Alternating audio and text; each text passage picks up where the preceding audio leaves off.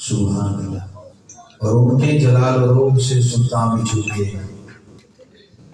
ان کے جلال و روب سے سلطان بھی جھکے، تنہا وہ ذات ہے جو ہے وقار کائنات، تنہا وہ ذات ہے جو ہے وقار کائنات۔ عزیزان گرامی کر اپنے خصوصی خطاب کے لیے عرضگزار ہوں۔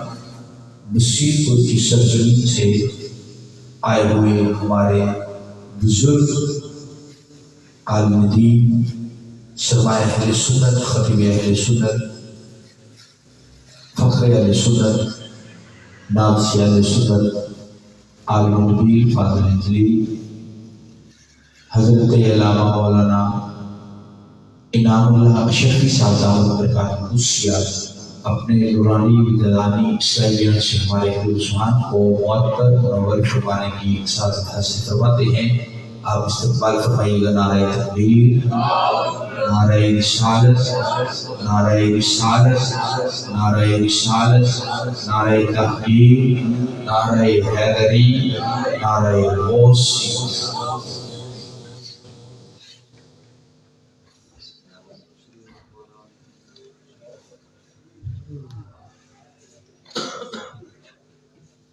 الحمد والشکر لک یا رب العالمین، والصلاة والسلام علیک یا سید الانبیاء و اشرف المرسلین، وعلی آلک و اصحابک یا سیدی یا رحمت للعالمین۔ اما بعد فاعوذ باللہ من الشیطان الرجیم، بسم اللہ الرحمن الرحیم۔ لقد من اللہ علی المؤمنین اذ بعث فیہم رسولا منہم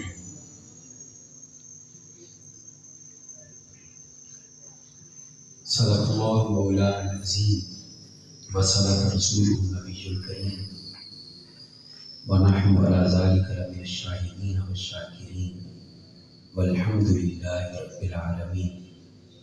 حصول برکت کے لیے بارگاہ سید الکونین میں محبت کے ساتھ ہم سب اجتماعی طور پر درود و سلام کا نذرانہ پیش کرنے کی سعادت حاصل کر لیں۔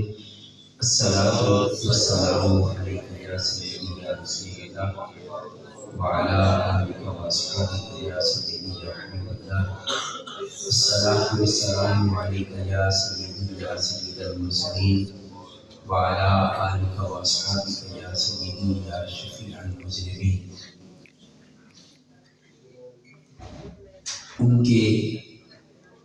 ان کے جود و سخا کے کیا کہنے، مصطفیٰ کی عطا کے کیا کہنے، بولے روح الامین سدرا پہ رفعت مصطفیٰ کے کیا کہنے، اور کل نبی مقتدی ہیں اقصا میں، کل نبی مقتدی ہیں اقصا میں عظمت مصطفیٰ کے کیا کہنے، جائے غارو مزار ہے صدیق، جائے غارو مزار ہے صدیق، ان کے صدق و صفا کے کیا کہنے، وہ عمر جو مراد نبوی ہیں، وہ عمر جو مراد نبوی ہیں، اس عقائد خدا کے کیا کہنے، میرے عثمان غنی ہیں ذوالنورین، میرے عثمان غنی ہیں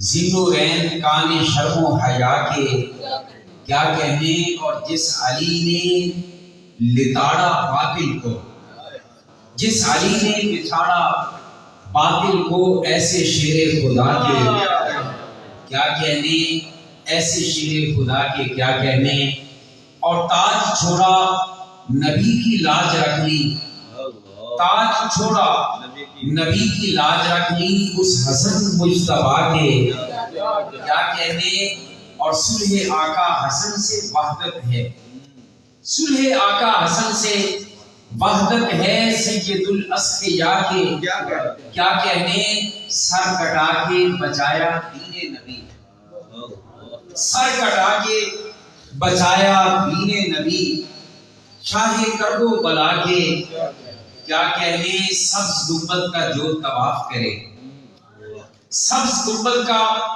جو طواف کرے، وجد کرتی ہوا کے کیا کہنے، وجد کرتی ہوا کے کیا کہنے، اور ان کی خوشبو سے جو معطر ہے، ان کی خوشبو سے جو معطر ہے، مہکی مہکی فضا کے کیا کہنے، تاج شاہی کو مار دے ٹھوکر، تاج شاہی کو مار دے ٹھوکر، ان کے در کے گدا کے کیا کہنے، جن کی ٹھوکر سے مردے جی اٹھیں، جن کی ٹھوکر سے مردے جی اٹھیں، میرے غوث پیا کی کیا کہنے، میرے غوث الورا کے کیا کہنے، اور دعائیہ شیر ہیں، وقت آخر زبان پہ ہو جاری، وقت آخر زبان پہ ہو جاری، یا نبی کی صدا کے کیا کہنے، یا نبی کی صدا کے کیا کہنے،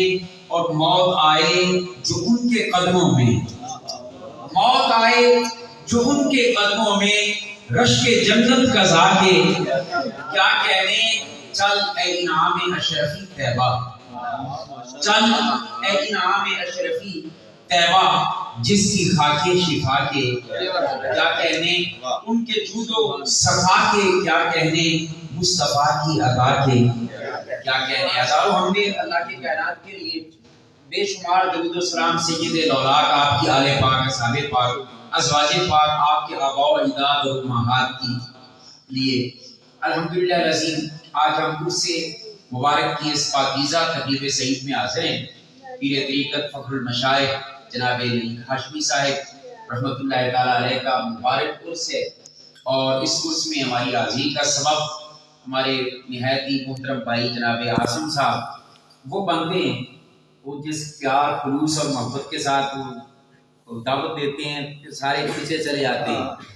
آپ دیکھ رہے ہوں گے کہ ایک خطیب بلانا بڑا مشکل ہوتا ہے، یہاں 3 4 خطباء خطاب کر کے چلے جاتے ہیں۔ ایک قاری کو محفل میں طلب کرنا بڑا مشکل ہوتا ہے، مگر یہاں قاریوں کی بھی بہتات ہوتی ہے، نعت خوانوں کی بھی بہتات ہوتی ہے، تو یہ ان کا اخلاص ہے۔ اللہ پاک ان کے اخلاص کو اور زیادہ برکتیں عطا فرمائے، اور ہم سب کو عقیدہ حق اہل سنت و جماعت پر زندہ رکھے، اور اسی حق عقیدہ پر ہمیں موت عطا فرمائے۔ آج میرے سے میں جو مضمون لگایا گیا ہے، یہ کہا گیا ہے کہ آپ نے اس عنوان سے گفتگو کرنی ہے، وہ ہے والدین مصطفیٰ صلی اللہ علیہ وآلہ وسلم کے ایمان پر گفتگو کرنا۔ سبحان اللہ۔ جب یہ بھی وقت آنا تھا کہ جس نبی کا کلمہ پڑھتے ہیں اس کے ماں باپ کے ایمان کے لیے ہمیں دلیلیں دینا پڑ رہی ہیں، کتنے ظلم کی بات ہے۔ اللہ اپنی امیر اپنی ماں دے والے 50 تھیں سسرال ہونا، تو جی میری ماں دی کی شان ہے، وہ دے قدمہ تھلے جنت ہے، کہ جیڑی ماں نے کائنات کو اللہ دا حبیب عطا فرمائے۔ سبحان اللہ۔ وہ دے بارے علی جھگڑے ہوتے پھر نہیں جی انہوں نے کلمہ پڑھنا ثابت نہیں، انہوں نے مومن ہونا ثابت نہیں، انہوں نے فلاں ثابت نہیں۔ میں نے کہا کچھ تو خوف خدا کرتے، تواڈے نال تے پھر یہودی چنگے ثابت ہوئے۔ کہنے لگے وہ کیویں؟ میں آخیا یہودیاں نے عیسیٰ علیہ السلام جدوں سیدہ مریم دی گود وچ آئے نا، انہاں یہ گل کیتی سی، انہاں آکھیا سی کہ اے مریم اے کی لے کے آئی کہ نال کیا ماں کان ابو کے برا سوئن و ماں کان ابو کے بغیجہ، مریم تیرے ماں باپ تو ایسے نہیں تھے۔ میں نے کہا وہ یہودی ہو کر اللہ کے نبی کے ماں باپ کو نہیں بھونکتے، تو کلمہ پڑھ کے بھونکی کہاں ہے؟ اور تم پر میرے آقا کی عنایت نہ سہی، ظالموں کلمہ پڑھانے کا بھی احسان کیا۔ تو خیر میں آج اس حوالے سے 2 4 باتیں صرف عرض کر کے اجازت چاہوں گا۔ پہلی چیز یہ ذہن میں رکھیں کہ کوئی عزت والا مہمان اگر ہمارے ہاں آئے تو ہمارا کیا رواج ہے؟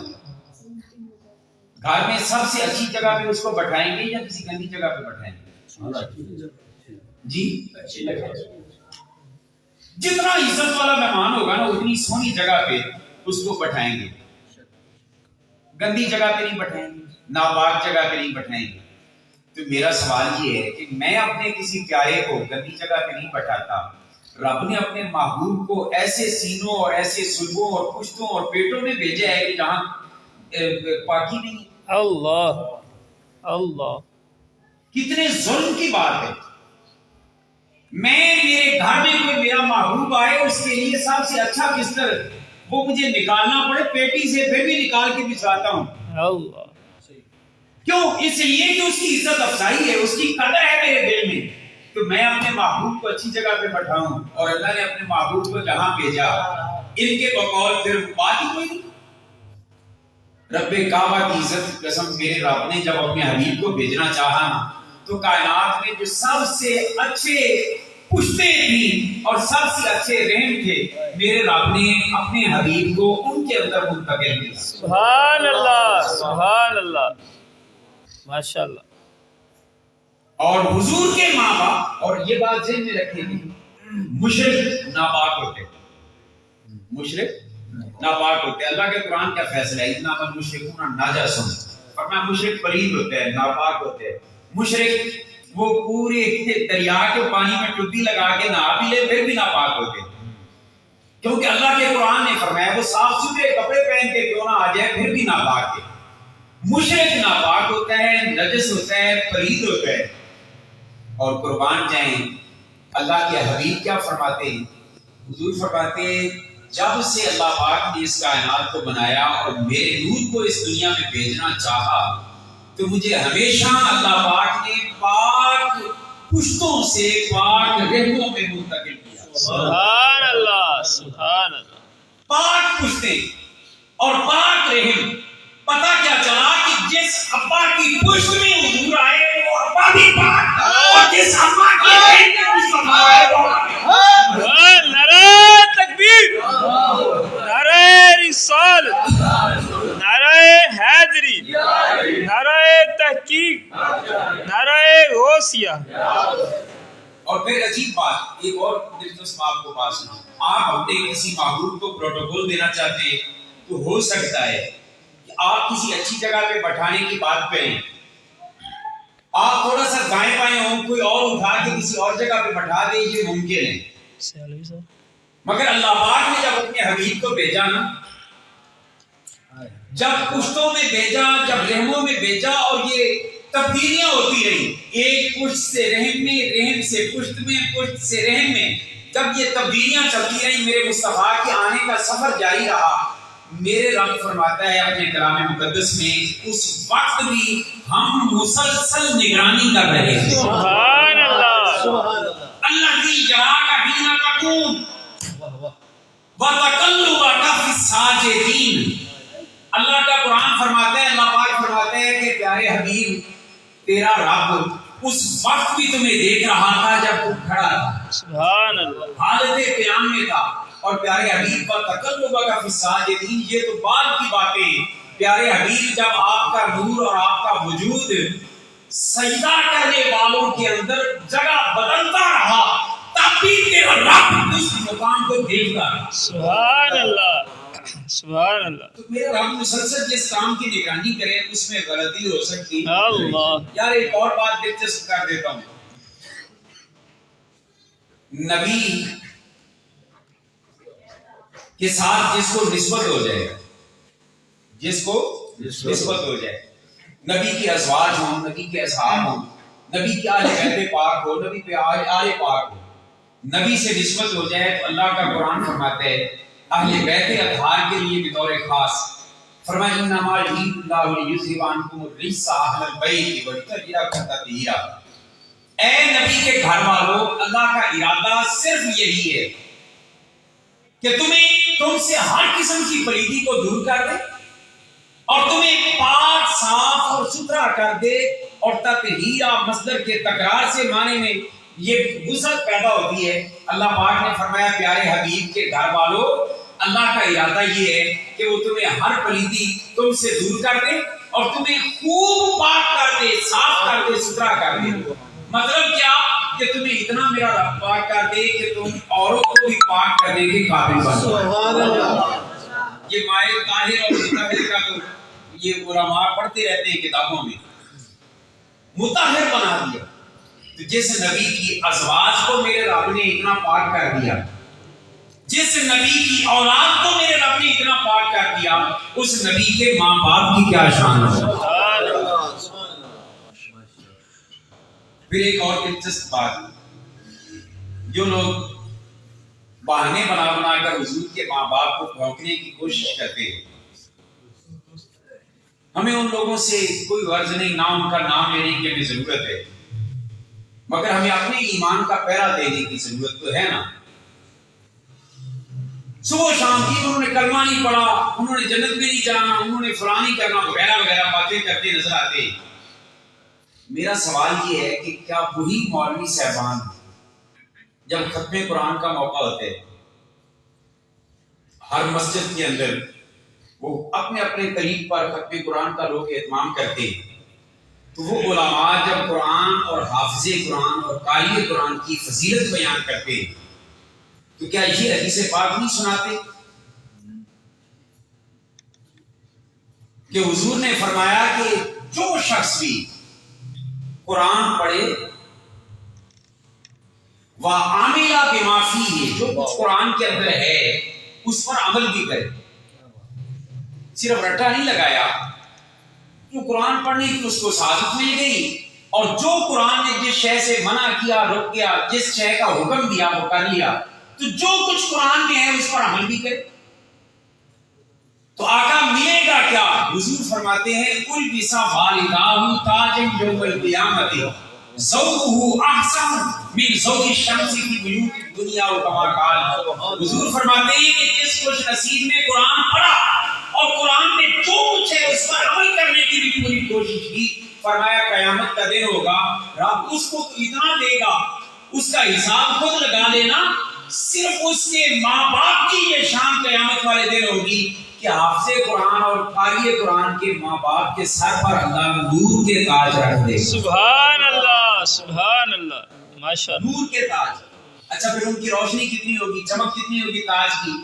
حضور فرماتے ہیں دنیا کے اندر تمہارے گھروں میں سورج کی جو روشنی آتی ہے نا، اس سے کہیں زیادہ خوبصورت روشنی ان تاجوں کی ہوگی جو اللہ حافظ قرآن کے والدین کے سر پہ رکھے گا۔ سبحان اللہ، سبحان اللہ۔ ایسا ایمان سے بتائیں، حافظ قرآن، چلو اس نے تو قرآن پڑھا، اللہ، اس کے ابا اماں کو بھی انگوٹھا چھاپتے بیچارے، اللہ، اللہ، نہ کچھ پڑے ہوئے تھے، جٹ ذمہ دار تھے، اللہ، زراعت پیشہ تھا، کوئی پیشہ تھا، وہ کام کرتے تھے، اللہ، مگر یہ پروٹوکول ماں باپ کو ملتا ہے، کیوں؟ اس کی وجہ کیا ہے، ریزن کیا ہے؟ اب ہر مولوی کہتا ہے کہ وجہ یہ ہے نا کہ وہ حافظ قرآن کے ابا اماں ہے نا۔ تو میں نے کہا حافظ قرآن کے ابا اماں کی قیامت کے دن اتنی شان ہوگی تو جس کے سینے پہ قرآن اترا محمد مصطفیٰ کے ابا اماں کی کیا شان ہوگی؟ سبحان اللہ۔ حافظ قرآن کی شان مانتے، اس کے ابے امی کی شان مانتے، نہیں مانتے تو حضور کے والدین کے ایمان پر بکواس کرتے ہیں۔ اللہ پاک کو ہدایت عطا فرمائے، آمین اللہم۔ ایک اور دلچسپ امر، ایک بار ایسا ہوا کریم آقا صلی اللہ علیہ وسلم احد شریف میں تھے، دشمن کی طرف سے پتھر آیا، حضور کے مبارک سر اقدس پر لگا، خود مبارک تھا، اس کی ایک کیل وہ حضور کے چہرہ اقدس کے سر کے حصے میں وہ دھس گیا تھوڑا سا۔ حضور کے صحابی حضرت مالک بن سنان رضی اللہ تعالیٰ عنہ، انہوں نے یہ دیکھا تو وہ دوڑتے ہوئے حضور کی بارگاہ میں حاضر ہوئے اور اپنے دانتوں کے ساتھ اس کیل کو کھینچ لیا۔ اچھا جب اس کیل کو کھینچا، اب سوال یہ پیدا ہوتا ہے کہ اے مالک بن سنان، دانت ٹوٹنے کا خطرہ نہیں تھا، دانتوں سے کھینچ رہا ہے۔ آسان کو گویا مالک بن سنان تصور کی دنیا میں جواب دیتے ہیں ہم 14ویں صدی کے عاشق رسول نہیں ہیں کہ صرف نعرے لگائیں اور پھر باقی سب کچھ بھول جائیں، نہیں، ہم حضور کے وہ عاشقان رسول ہیں کہ دانت جاتے ہیں تو جائیں مگر حضور کو تکلیف نہ آئے۔ جان جاتی ہے تو جائے مگر حضور کو کوئی تکلیف نہ آئے۔ اچھا انہوں نے جب نکال لیا تو اب یہاں سے خون نکلنے لگا، آقا کا خون مبارک۔ اب حضرت مالک بن سنان رضی اللہ تعالیٰ عنہ کرتے کیا ہے، اپنے ہونٹ رکھ دیتے ہیں وہاں پہ جہاں پہ زخم تھا اور جہاں سے خون نکل رہا، اس خون کو آپ چوسنے لگے اور گھونٹ بھرتے گئے، چوستے گئے اور گھونٹ بھرتے گئے۔ ان کا خیال یہ تھا کہ کریم آقا کا خون زمین پہ نہ گرے تاکہ کسی کے پاؤں تک کو مصطفیٰ کے خون پر نہ آئے، بے ادبی نہ ہو۔ وہ اس کو پینے لگ گئے۔ اب یہ الگ مسئلہ ہے کہ خون کو کی حرمت کا فیصلہ تو قرآن میں ہے، انما حرم علیکم المیتۃ والدم ولحم الخنزیر وما اہل بہ لغیر اللہ، اس میں ایک چیز خون ہے جس کو حرام کیا گیا۔ کیا مالک بن سنان کو اس مسئلے کا پتہ نہیں تھا؟ پتہ تھا تو پھر کیا کیوں خون؟ حضرت مالک بن سنان سے اگر پوچھتے ہیں تو وہ جواب دیتے ہیں یہ جس خون کے حرام ہونے کی بات ہوئی ہے وہ ہر ایک کا ہو سکتا ہے مگر مصطفیٰ جان رحمت کا خون سب سے زیادہ۔ سبحان اللہ، بے شک۔ اچھا حضور کا خون مبارک جب نوش کر لیا، جو دوست ہم سے بات بات پر دلیلیں مانگتے ہیں نا جی میلاد منانا کہاں لکھا ہوا ہے، فلاں شے کہاں لکھی ہوئی ہے، 11ویں کہاں لکھی ہوئی ہے، اس کہاں لکھا ہوا ہے، اور ہمیں بڑا ہی پوچھتے رہتے ہیں، حالانکہ ان کے اپنے مقدر میں نہیں ہوتا پھر بھی پوچھتے رہتے ہیں، اور پوچھتے بھی علماء سے نہیں ہے، پبلک سے پوچھتے ہیں، عام لوگوں سے پوچھتے رہتے ہیں کہاں لکھا ہوا ہے کہاں لکھا ہوا ہے۔ میں ان سے کہتا ہوں خدا کے لیے ہم نے تو بہت بعد میں یہ کام کیے ہیں نا، جنہوں نے پہلے کیے ہیں ذرا ان سے پوچھو کہ کہاں لکھا ہوا ہے۔ کہنے لگے وہ کون؟ میں نے کہا مالک بن سنان نے جو حضور کا خون پیا، ذرا حضرت مالک بن سنان سے پوچھو نا کہ کہاں لکھا ہوا ہے کہ حضور کا خون زمین پہ نہ گرنے دینا اور پی لینا۔ کسی قرآن کی آیت میں یہ لکھا، آقا کی کسی حدیث میں ایسا ہو؟ وہ سچ کہا کسی نے، شعر تو وہ پتہ نہیں شاعر نے کس موقع پہ لکھا مگر مجھے یہاں یاد آ رہا ہے کہ وہ جو پینے آئے تھے جامع میں، وہ جو پینے آئے تھے جامع میں، وہ تو کب کے پی کے چلے گئے، یہ پڑے ہیں ابھی اس بحث میں کہ حرام ہے یا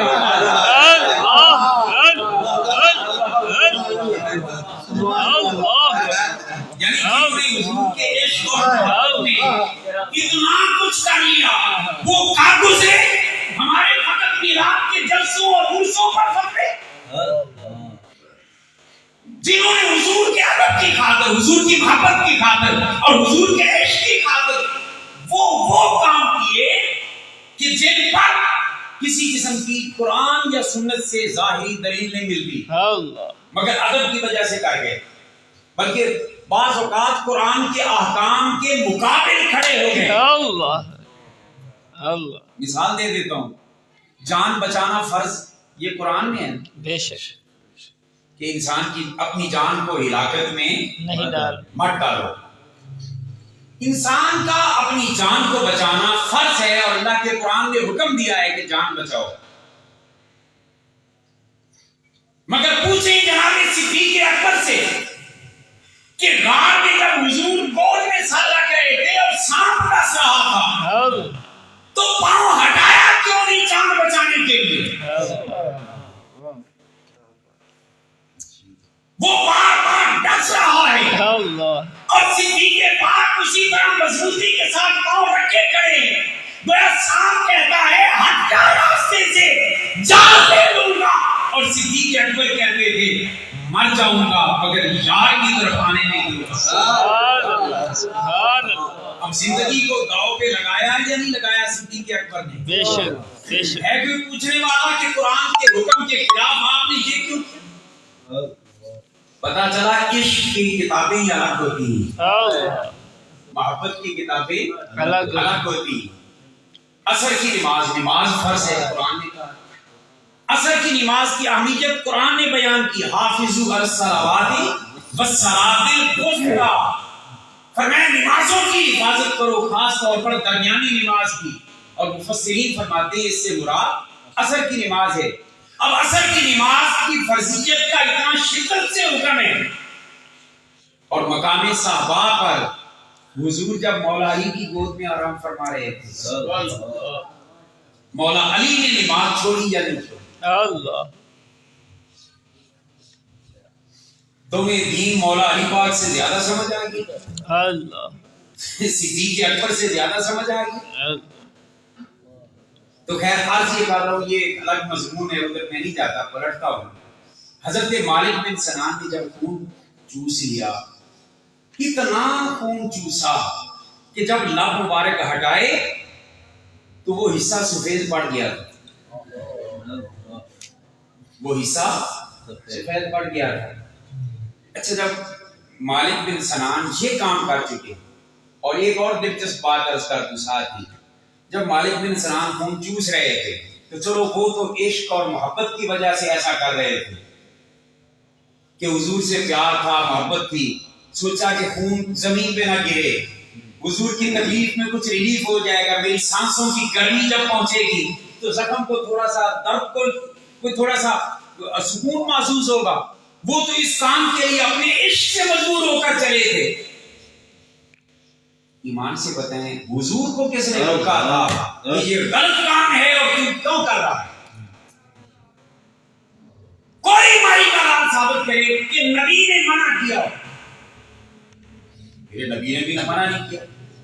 اب جب خون چوس چکے تو اب حدیث پاک پڑھیں، حضور علیہ الصلوۃ والسلام نے حضرت مالک بن سنان کا ہاتھ پکڑا، اس طرح فضا میں لہرایا، اونچا کیا، اور مالک بن سنان کا ہاتھ پکڑ کر اونچا کر کے، اے مالک تیرے مقدر پہ قربان جائیں کہ تمہیں ان ہاتھوں سے مصطفیٰ نے پکڑا ہے جن ہاتھوں کو رب اپنے ہاتھ کہتا ہے۔ سبحان اللہ، ہاتھ پکڑا، فضا میں لہرایا، اور فضا میں لہرا کر بلند آواز سے مصطفیٰ نے اعلان کر دیا، اور وہ اعلان کیا تھا؟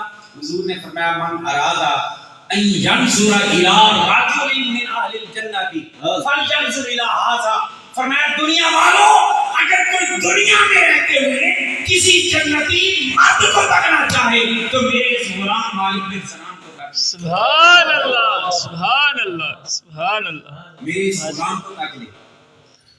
اب جس کے وجود کے اندر حضور کا خون چلا جائے، اللہ وہ جنتی اللہ اور جہنم کی آگ اس کے قریب نہیں آ سکتی۔ اللہ، تو میرا سوال یہ ہے کہ جس وجود کے اندر میرے مصطفیٰ کا خون چلا جائے، جب وہ جنتی ہے اور اس کے قریب آگ نہیں آ سکتی، تو جن کے وجودوں سے مصطفیٰ کا پیکر تشکیل پایا ہو، اللہ اس ابا اور ابا کی کیا شان ہو؟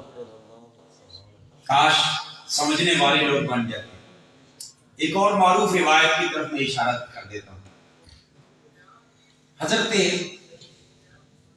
سیدنا یونس علیہ السلام کے بارے میں آپ نے سن رکھا ہے کہ وہ مچھلی کے پیٹ والا معاملہ، کچھ ساعتیں مچھلی کے پیٹ میں آپ رہے۔ اب ان حکمتوں، ان چیزوں کی طرف میں نہیں جاؤں گا، چند لمحے گزارے جس مچھلی کے پیٹ میں۔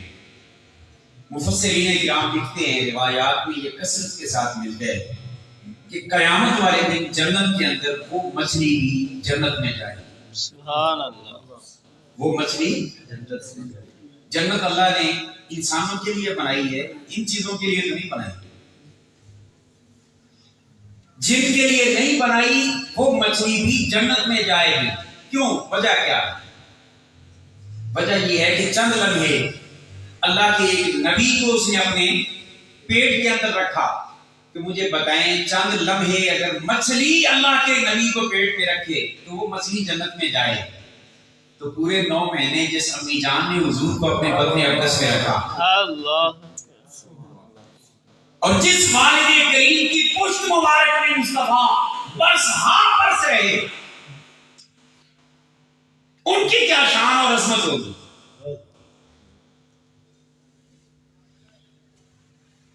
مگر عجیب بات یہ ہے کہ ہمیں اس پر بھی خراب کرنے کی کوشش کی جاتی ہے کہ انہوں نے کلمہ نہیں پڑھا، وہ مومن نہیں تھے، وہ فلاں نہیں تھے۔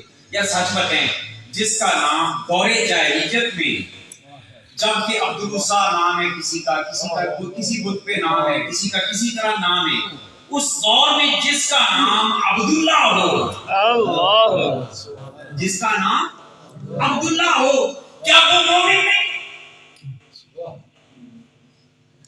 اور اس دور میں جس کا نام آمینہ ہو، آمینہ کا ایک معنی ایمان والی تھی، سبحان اللہ ان کے ایمان میں شک کرنے والا تو ویسے ہی مجھے لگتا ہے کہ بہت پہلے درجے کا بڑا بے ایمان ہے۔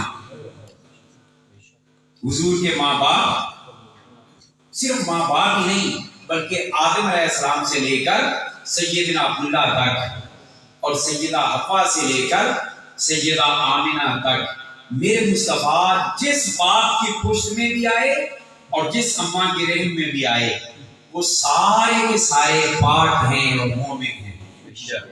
ایک حدیث پاک میں حضور نے فرمایا اللہ پاک نے پوری روئے زمین کو کبھی بھی ایسا نہیں چھوڑا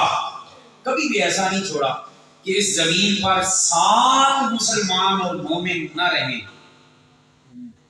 جتنا مرضی کی حالت آ جائے، کفر آ جائے، شرک آ جائے، اس زمین پر 7 بندوں کو اللہ پاک مومن کے طور پہ رکھتا ہے، اور اگر وہ 7 بھی نہ رہیں تو اللہ پاک زمین کو تباہ کر دے۔ جب یہ موجود ہے کہ اللہ پاک نے ہر دور میں مومن رکھے تو پھر حضور کے ماں باپ اور حضور کے آباء و اجداد کے بارے میں بکواس کرنے والے کا دماغ خراب ہو سکتا ہے۔ اچھا پھر ایک اور بات ہے، کسی کا ابا کافر ہو، مشرک ہو، بابا مشرک ہو، دادا مشرک ہو، کیا وہ اس بات پر فخر کرے گا؟ مثلا ابو جہل اگر اولاد ہو گئے تو آنکھیں کہ میں ابو جہل کا پتر، ایمانداریاں بس۔ یزید کی اولاد ہی کوئی ہو گئے کہ میں یزید کی اولاد ہے، کہے گا نہیں؟ کیوں؟ کہ کفر اور شرک ایسا پاک ہے کہ کوئی بندہ بھی اپنی طرف منسوب کرنے کے لیے تیار نہیں ہے اس کی نسبت۔ اچھا یار ہم بیٹھے ہیں، جتنے بیٹھے ہیں ایمانداری سے بتائیں، 4 5 6 پشتوں سے پیچھے ہم کیا تھے؟ ہمیں تو خبر ہی کوئی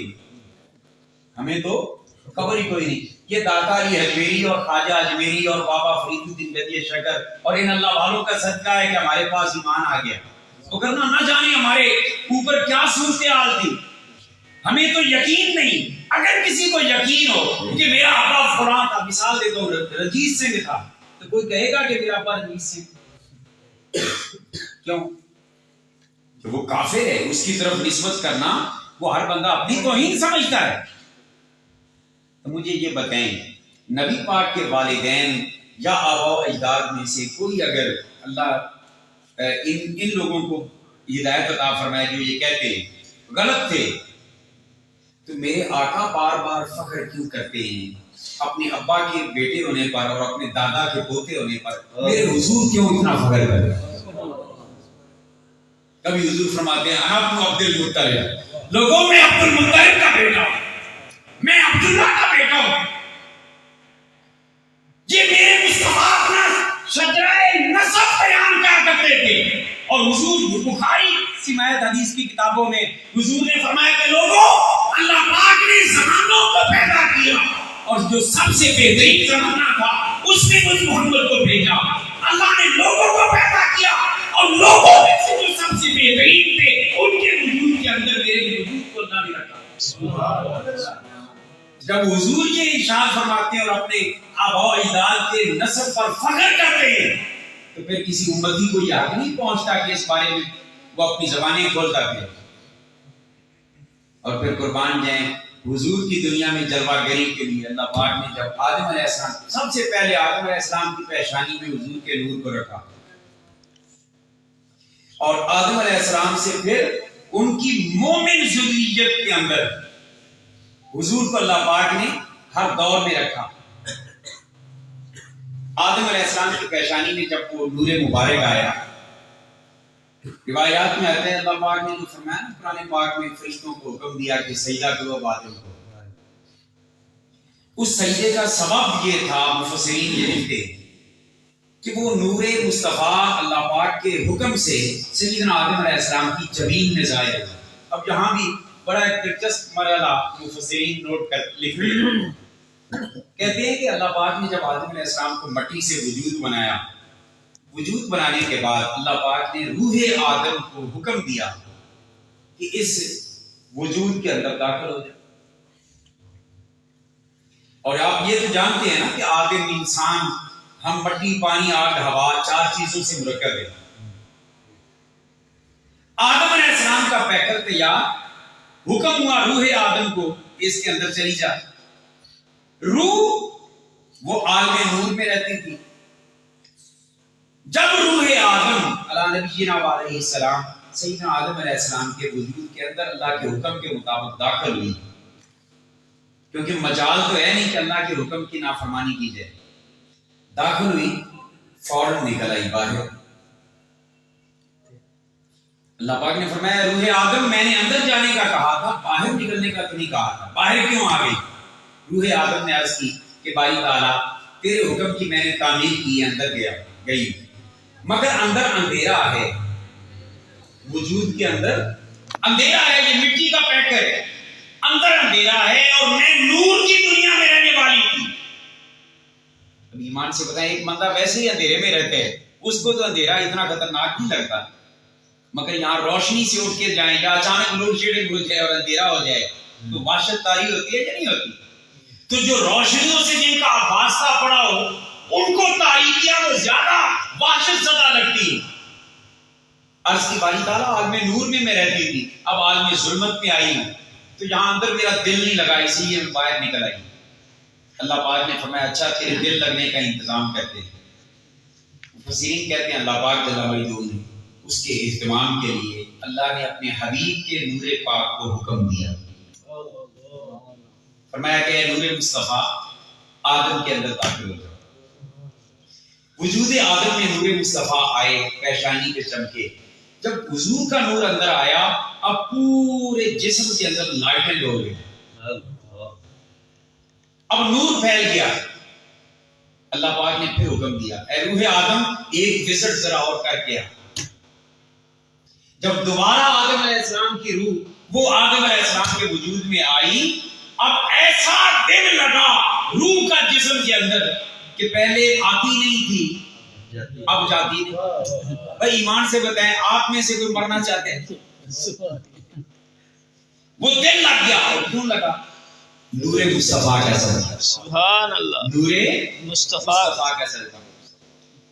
اچھا وجود میں جب نور مصطفیٰ آیا تو پیشانی میں چمکا۔ یہاں پہ یہ بات بھی عرض کرتا ہوں، آدم علیہ السلام کی پیشانی میں فرشتوں نے دیکھا نا کہ نور مصطفیٰ چمک رہا ہے اور ایک اپنی آب تاب اور ٹھاٹ کے ساتھ چمک رہا ہے، تو ایمان سے بتائیں نبی کے صحابہ اگر یہ کہہ سکتے ہیں کہ یا رسول اللہ آپ کو جانور سجدہ کرتے ہیں، ہم زیادہ حقدار ہیں، ہم تو آپ کے امتی ہیں، ہم بھی سجدہ کریں، مطلب کیا؟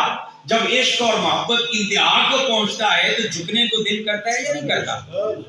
اب فرشتوں نے جب نور مصطفیٰ کے جلووں کو دیکھا اب چاہتے تھے کہ جھک جائیں، مگر فرشتوں کی ایک پابندی ہے کہ فرشتے اللہ کے حکم کی نافرمانی نہیں کر سکتے۔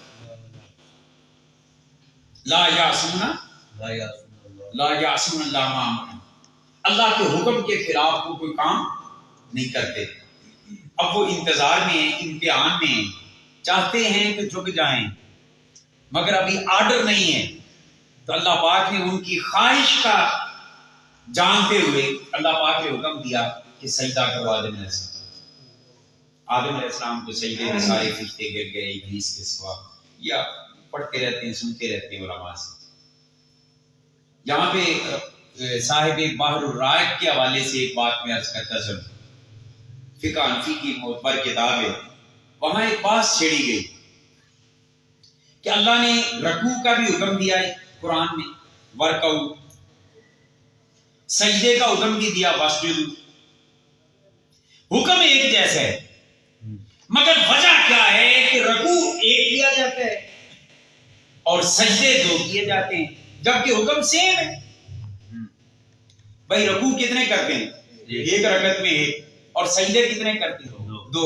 جبکہ حکم ایک جیسا ہے، رکوع کرو، سجدہ کرو، سجدے کرو کا تو بات ہی نہیں، سجدہ کرو، رکوع کرو. تو وہ بعض یہ چھیڑتی ہیں کہ وجہ کیا ہے، ریزن کیا ہے کہ رکوع ایک ہے سجدے دو ہے. اس کے جواب پھر خود دیتے ہیں.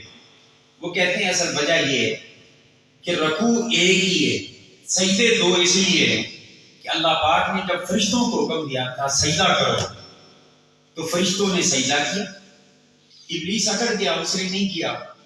جب سجدے سے سر اٹھایا تو دیکھا ابلیس نے نہیں کیا، اکڑا ہوا ہے، اللہ پاک اس سے ناراض ہے.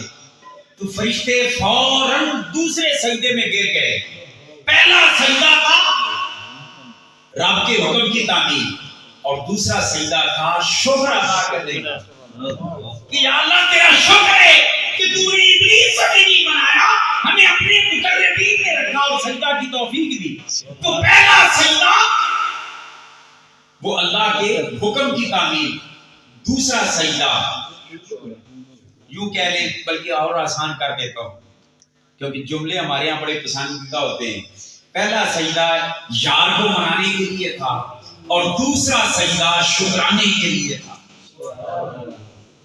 اب چونکہ فرشتوں نے دو سجدے کیے، اللہ پاک نے نماز کے اندر وہی سنت دوہرا دی کہ فرشتوں کے سجدوں کو دیکھ کر اے انسانوں تم جب سجدے کرو تم بھی دو کرنا، پہلا سجدہ مجھے بنانے کے لیے کرنا اور دوسرا سجدہ شکرانے کے لیے کہ میرے رب تیرا شکر ہے کہ تو نے مجھے اپنی بارگاہ میں جھکنے کی توفیق دی. اور یہ بات ذہن میں رکھیں، میرا رب توفیق نہ دے نا کوئی سجدہ نہیں کر سکتا.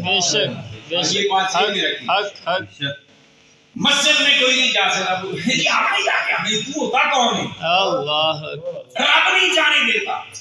بعض بزرگ اللہ والے ان کا انداز اپنا ہوتا ہے سمجھانے کا، وہ بڑی بعض اوقات پتے کی بات کر جاتے ہیں. کسی شخص نے پوچھا کہ حضرت ہمیں یہ بتائیں کہ ہمیں پتہ کیسے چلے کہ اللہ ہم سے راضی ہے یا ناراض ہے. اللہ ہم سے راضی ہے یا ناراض ہے ہمیں کیسے پتہ چلے؟ آپ نے فرمایا تجھے یہ پوچھنے کی کیوں ضرورت محسوس ہوئی؟ اس نے کہا میں اس لیے پوچھ رہا ہوں کہ ایک بندہ تھا، وہ کافر بھی تھا، اس کے پاس رزق بھی بہت زیادہ تھا اور وہ کہتا تھا ہم پر اللہ راضی ہے تو ہمیں اتنا کچھ دے رہا ہے، تو اسی لیے میں نے آپ سے سوال کر دیا ہے. تو وہ بزرگ ہنس پڑے، فرمانے لگے لوگوں یہ بات ذہن میں رکھنا کہ میرا رب اللہ الصمد ہے، بے نیاز ہے. بالکل ہم مانتے ہیں. فرمایا کہ اللہ پاک اگر کسی سے ناراض ہوتا ہے تو اس کا روٹی ٹکر بند نہیں کرتا، رزق بند نہیں کرتا. یہ چھوٹے لوگوں کا کام ہوتا ہے کسی کے روٹی ٹکر کے پیچھے پڑ جانا.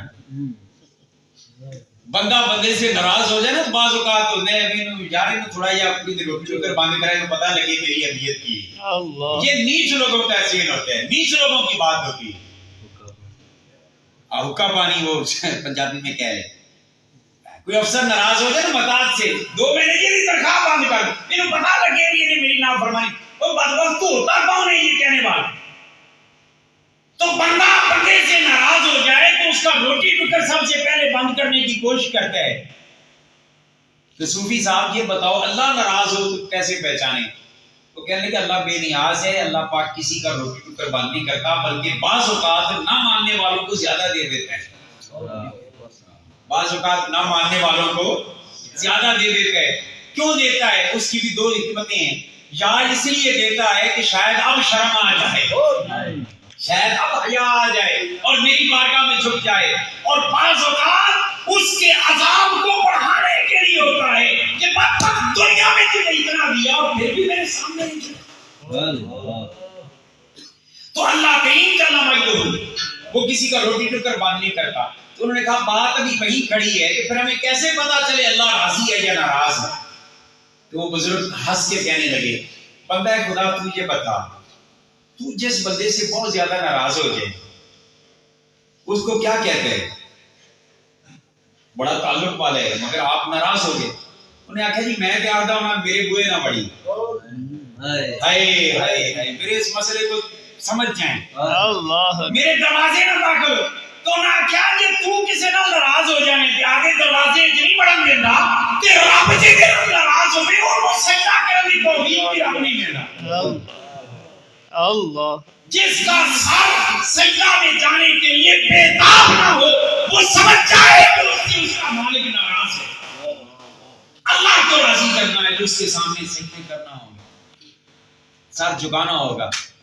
میں پتہ نہیں پہلے کوئی ایسی بات کبھی کی ہے یا نہیں، ایک ایسی پریکٹیکلی بات ہے. میں آفس میں بیٹھا ہوا تھا، دفتر تھا، وہاں جو ہیڈ کلرک صاحب تھے، دوست تھے، کہنے لگے جی چائے پی لیں. میں نے کہا چلو بیٹھ جاتے ہیں 2 منٹ. اب کیا بیٹھا، میں دل میں پہلے ہی سوچ رہا تھا کہ مسئلہ ہوگا، کیونکہ مولوی نو لفٹ ادو ہی کرائی جاتی اگے پیچھے مولوی رکھ جی کوئی عالم دین نو لفٹ کرا دینا تو مطلب یہ ہے کہ کوئی رولا ضرور ہے. خیر میں بیٹھا، میں نے کہا کیا حال ہے، خیر کریے. کہنے لگا ٹھیک ہے سب، باقی تو ٹھیک ہے. اب آنکھوں میں آنسو آ گئے. میں نے کہا ہوا کیا؟ کہنے لگا میرا مقدر ہی جو ہے نا وہ پٹھا ہو گیا. کیوں پٹھا ہو گیا؟ الٹا ہو گیا. کہنے لگا میں کام اپنے کہیں سیدھا کرتا ہوں وہ الٹا جاتا ہے، پڑ الٹا جاتا ہے. میں صحیح کام کرتا ہوں وہ غلط ہو جاتا ہے.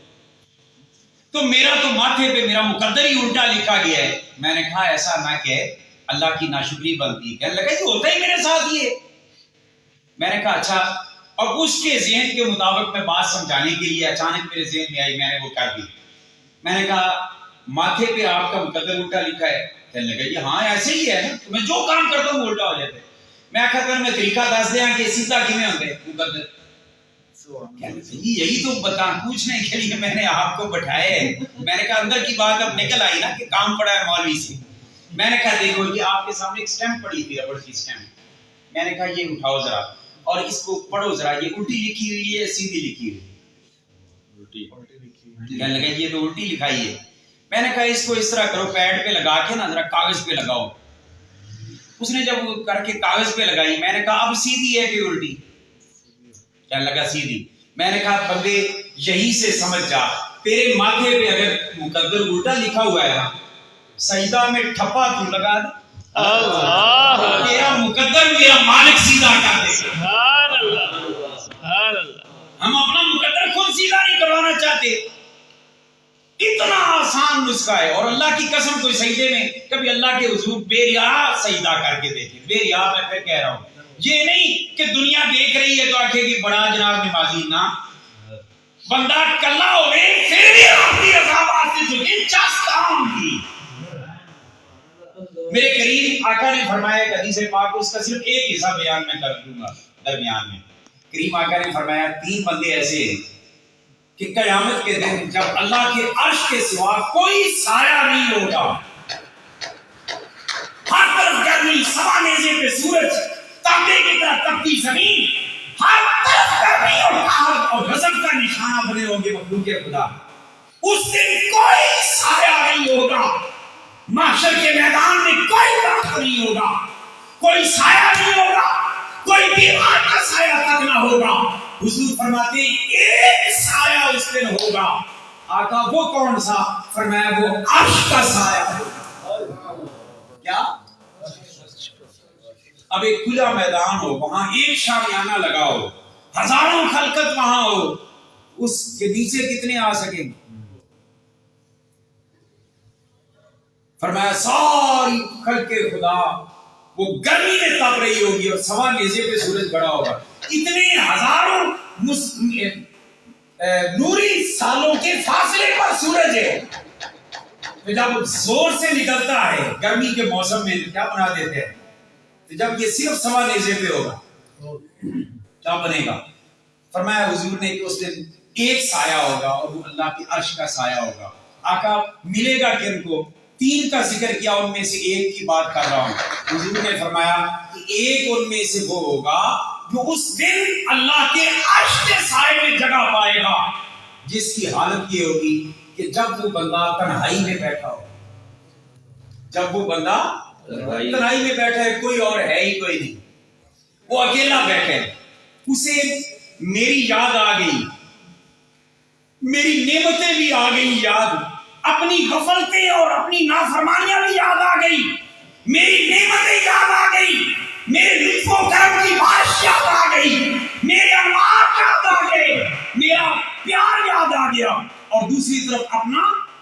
سارا کیا کرتا اور کرتوت سامنے آ گئے. بس جب دونوں چیزیں سامنے آئیں وہ بیٹھا تنہائی میں ہے.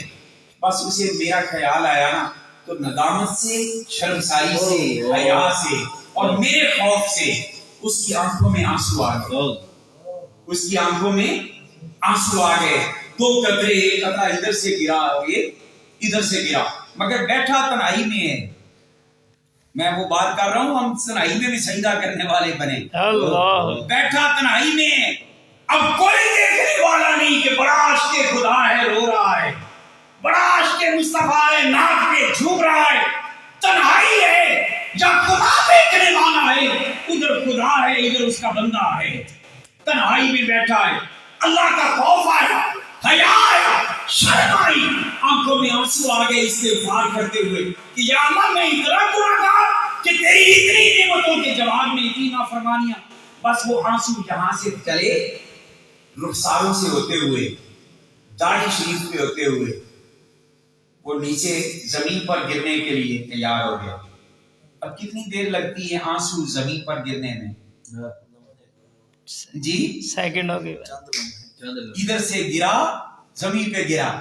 حضور فرماتے ہیں کہ وہ بندہ تنہائی کے اندر بیٹھا ہے, اللہ یاد آیا, خوف خدا سے ندامت کے ساتھ آنسو یہاں سے نکلے زمین پر گرنے کے لیے. حضور فرماتے ہیں زمین پر وہ آنسو بعد میں گریں گے, میرا رب اس کو پہلے ہی معاف فرما دے. اتنا قریب رب ہوئے کہ پھر اسی معافی نہ مانگ لئیے کہ یار یہ تو کاٹے والا سودا ہے, کوئی نہیں, زندگی کوئی پتہ نہیں. آج کل تے ویسے 40 تو پہلے کا بھی کوئی پتہ نہیں, مگر 40 سال کے بعد تو یقین جانو چونگے دی زندگی. جوان مجھنا اچانک ہارٹ اٹیک ہو رہے ہیں, ڈینگی آ گیا, کرونا آ گیا, کوئی پتہ نہیں کسی کا. 40 سال کے بعد کی زندگی تو بالکل ہی جھونگا ہے. وہ کہتے ہیں نا ایسے ہی ہے, بس جتنا اوور ٹائم بس وہ ملا, بونس ملا ہوتا. اس لیے ہمیں چاہیے کہ اپنے رب کو منانے کی کوشش کریں. تو عرض یہ کر رہا تھا کہ آدم علیہ السلام کی پیشانی میں جب وہ نور آیا, اس نور کو سجدہ کیا گیا. جب سجدہ کیا گیا نا تو آدم علیہ السلام نے عرض کر دی کہ یا اللہ یہ کیسا نور ہے کہ میں چمک دیکھ رہا ہوں مگر اس نور کے مرکز کو نہیں دیکھ رہا. وہ میری نگاہوں سے اوجھل ہے. سارے سجدے میں گر گئے اس کے سامنے, مگر عجیب بات ہے میرے اندر ہے اور میں نہیں دیکھ پا رہا. تو اللہ پاک جل مجدہ نے آدم علیہ السلام سے فرمایا آدم چاہتا کیا ہے؟ عرض کی باری تعالیٰ اس نور کو کسی ایسی جگہ پہ رکھ جہاں پہ میں بھی دیکھ سکوں. تو اللہ پاک جل مجدہ نے پھر حضور کے نور کو حکم دیا آدم علیہ السلام کے انگوٹھے کے ناخن میں رکھ. جب پہلی بار حضور کا نور یہاں پہ نظر آیا, آدم علیہ السلام نے پیار کے ساتھ انگوٹھے چوم کے انگوٹھے رکھا. یہی وجہ ہے جو آدمی ہے وہ حضور کے نام پر انگوٹھے چومتا ہے, جو آدمی ہے. اور جو روکتا ہے وہ سوچتا پھرے کہ معاملہ اور ماجرا کیا ہے, وہ اپنا فیصلہ خود کرے. میں ملتان میں ایک عرصہ کچھ رہا ہوں, وہاں پہ ایک بار ایسا ہوا اتفاق, ہمارے وہاں مکان کے ساتھ ہی ایک مسجد تھی. مجھے بچوں نے بتایا, جب میں جمعہ پڑھا کے واپس گیا تو انہوں نے کہا کہ اس جمعے کو مولوی صاحب نے تقریر کی ہے, انہوں نے کہا کہ انگوٹھے چومنا شرک ہے, انگوٹھے چومنا شرک ہے. انہوں نے بڑے فتوے لگائے ہیں. اچھا اتفاق ایسا ہوا کہ ہمارے ایک اور دوست تھے, بعد میں ان سے ملاقات ہوئی تو انہوں نے پھر مجھے یہ بات بتائی. وہ کہنے لگے جی کل تسی تے گئے نہیں سی جمعہ پڑھان, تسی گئے ویسے کہتے مولوی صاحب نے تقریر کی تھی, انہوں نے کہا انگوٹھے چومنا شرک ہے. میں کہا پھر کہنے لگا اتفاق یہ ہوا کہ آج صبح کے وقت میں اوپر ایک یاسین نامی بیکری تھی, وہ کہنے لگا میں وہاں پہ گیا ہوا تھا صبح ناشتے کا کچھ سامان لینے کے لیے. وہ مولوی صاحب بھی ادھر آئے ہوئے, انہوں نے چھوٹا اپنا بچہ اٹھایا ہوا تھا, بچہ روئے جا رہا. بچے کو انہوں نے بسکٹ لے کے دیا, کوئی سلینٹی لے کے دیا. اچھا بچے کو جب وہ چیز ملی تو بچہ رو رہا ہو, وہ فوراً خاموش ہو جاتا ہے, پھر ہنستا ہے, خوش ہوتا ہے. بچہ رو رہا ہو زور سے, اچانک جب خوشی اسے آئے تو ہنستا ہے تو چہرہ بھی تو کھلتا ہے. بس وہ ہنسا، مولوی صاحب نے جلدی سے اس کو بوسہ دے لیا، چوم لیا، کہنے لگے میں نے مولوی صاحب کے پاس سے پکڑ لیا۔ اللہ اکبر۔ میں کہا مولوی صاحب کل تقریر کر دے پیسی کہ چومنا شرک ہے، آج سرے بازار شرک کیتی جاندے جی۔ اللہ یہ بچے کو چوم رہے ہیں سامنے سب کے، یہ بازار میں شرک کر رہے ہیں آپ۔ اور یہاں پہ ایک جملہ اور میں اپنی طرف سے عرض کر دوں کہ یہ تو بازار میں ہو رہا ہے، گھر میں پتہ نہیں کتنا شرک ہوتا ہو۔ جی نوجوان تو خیر عرض یہ کروں، جب اس نے بچے کو چوما وہ کہنے لگا میں نے پکڑ لیا، میں نے کہا مولوی صاحب کل آپ کہہ رہے تھے چومنا شرک ہے اور آج آپ کہہ رہے ہیں کہ آپ خود چوم رہے ہیں۔ مولوی صاحب نے فوری طور پہ فیصلہ بدلا۔ ایسے مولوی ہوتے ہیں جن کے بارے میں مشہور ہے کہ حل لمحہ پا لیتے ہیں، تو یہ ساڑھے دل فٹ کر دیتے ہیں۔ اب جب وہ پھنسا اس نے اب حل لمحی کر لی، اس نے کہا کہ جناب میں اس لیے چوم رہا ہوں کہ مجھے بچے سے پیار ہے نا، پیار میں چومنا شرک نہیں ہے۔ انہوں نے کہا حضور دا نا اسی بھی تو پیار نال چومنے ہیں۔ تو خیر عرض یہ کر رہا ہوں کہ حضور سیدنا آدم علیہ السلام کے اندر تشریف لائے، کیونکہ آدم علیہ السلام پاک ہیں، میرے رب نے حضور کے نور کو پاک وجود میں رکھا۔ پھر سیدہ حوا میں آئے، سیدہ حوا پاک، اسی طرح پھر مختلف آباء اور امہات کے اندر حضور کا نور ٹرانسفر ہوتا رہا۔ وہ ہر جگہ پہ پاک پشت سے پاک رحم، پاک رحم سے پاک پشت میں حضور کا نور منتقل ہوتا رہا، جہاں تک کہ سیدنا ابراہیم علیہ السلام پہ وہ نور آ گیا۔ اچھا عجیب بات یہ ہے کہ یہ نور جہاں بھی آیا نا، جہاں بھی آیا عجیب شان نظر آئی اس کی۔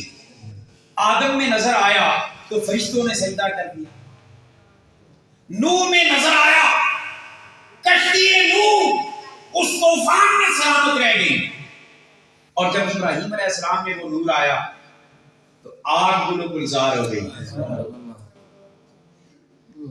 اچھا اسماعیل علیہ السلام کے اندر وہ نور منتقل ہوا، اوپر چھری نہیں چلی، اوپر چھری نہیں چلی۔ اس کو کوئی ہمارے یہاں یہ بڑا ایک مسئلہ آ گیا ہے، وہ جی عقلی حوالے سے بات سمجھائی جائے، عقلی حوالے سے۔ پہلی بات یہ ذہن میں رکھیں، خدا کی قدرت، نبی کا معجزہ، ولی کی کرامت عقل میں آ جائے تو وہ معجزہ کرامت قدرت رہتی ہی نہیں۔ عقل سے ماورا ہو تو جو عقل سے ماورا ہے اس کو عقل میں لائے۔ جی فلاں انجینئر صاحب، حالانکہ وہ پلمبر صاحب ہیں، انہیں کاروبار ہی کوئی نہیں ملتا، بڑی لاجیکل بات کہتے ہیں۔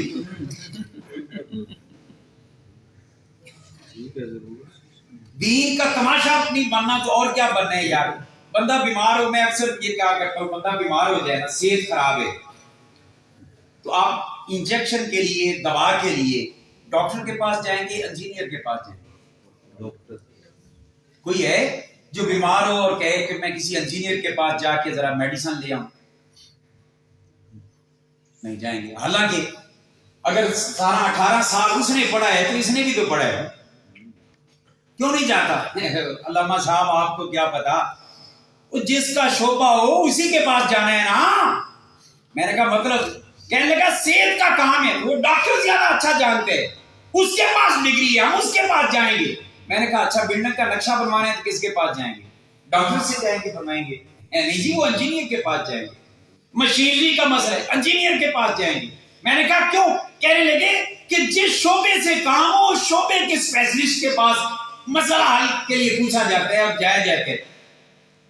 تو بھائی صحت کا معاملہ ہو ڈاکٹر کے پاس جاتے ہیں، انجینئر کے پاس نہیں۔ بلڈنگ کا معاملہ ہو انجینئر کے پاس جاتے ہیں، ڈاکٹر کے پاس نہیں۔ دین اتنا لاوارث ہے کہ جندہ کارو کلینک نہ چلے وہ ڈاکٹر دین سکھان لگ پہ، جنہوں اپنی ڈگری کے مطابق کام نہ ملے، اتنا نکھٹو ہو انجینئر، وہ دین سکھانے بیٹھ جاتے۔ جج ریٹائرڈ ہو جائے وہ دین سکھانے لگ جاتے۔ تھانے دار ریٹائرڈ ہو گیا، ساری زندگی وہ رشوت کھاتا رہا، گبن کرتا رہا، اور جب فارغ ہو گیا کرو چڑکا سن باہر بیٹھ کے وہ بھی دین سکھانے لگ گیا۔ تو دین کا حلیہ تو بگڑنا سی یا نہیں بگڑنا سی؟ خدا کے لیے اگر دنیا کے باقی کاموں میں اس شعبے کے اسپیشلسٹ سے جا کر کام کرواتے ہو تو پھر دین کے لیے بھی ان کے پاس آؤ جنہوں نے زندگیاں